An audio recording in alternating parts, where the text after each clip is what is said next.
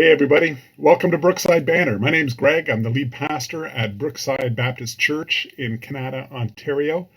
Today, we are looking at the question of forgiveness. This past week, we looked at one of Jesus' parables about forgiveness and what it means for us as followers of Jesus to forgive, and how far do we go? How often is enough? Like, where do we draw the line? That's what we looked at last week. One of the questions that came in since then was the question of, like, how do I practically put forgiveness into practice? How do I do it, and how do I even know if I'm doing it? Am I really forgiving somebody or not? So let me just share a couple of ideas with you about how we can be sure that we are forgiving others and how we can put that into practice in our lives today.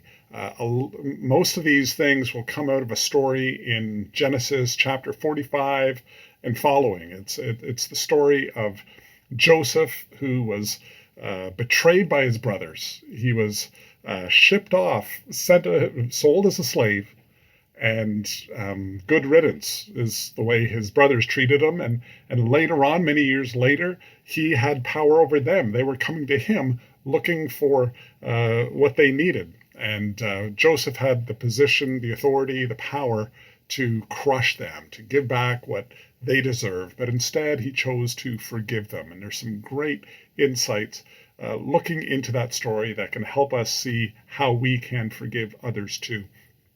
Let me just kind of share a couple of principles, things that you can keep in mind as you consider the people that you perhaps need to forgive yourself and how you go about doing it, okay? So here's one.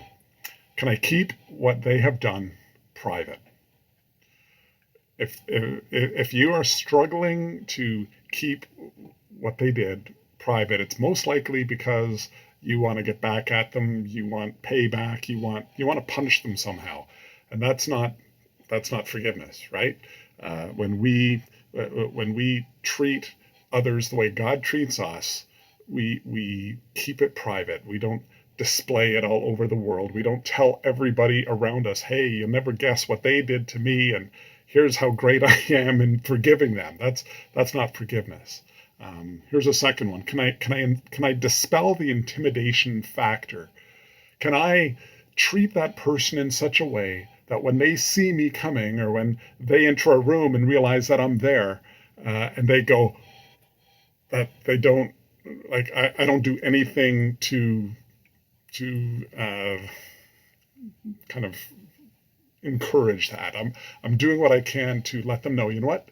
It's safe to be with me. I'm not going to hold this against you. You don't need to be afraid from anything that you've done. Jesus did that. I think of Jesus with his disciples after the resurrection, which was after the crucifixion, where all of his disciples bailed on him. They took off. They ran for the hills, even though they boasted that they never would. And when Jesus saw them again physically, the first words out of his mouth were, "Peace be to you." He was like, I want you guys to have peace. You don't need to worry about what you did. You're safe here with me.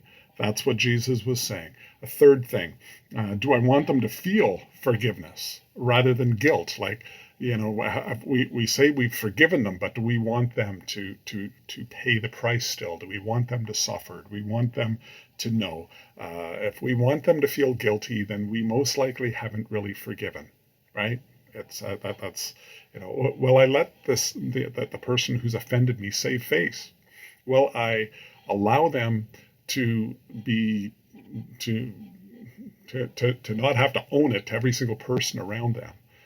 If that's the case, then we're one step further down the road of real forgiveness. That's what God does with us. He doesn't parade us around. He allows us to save face every single day.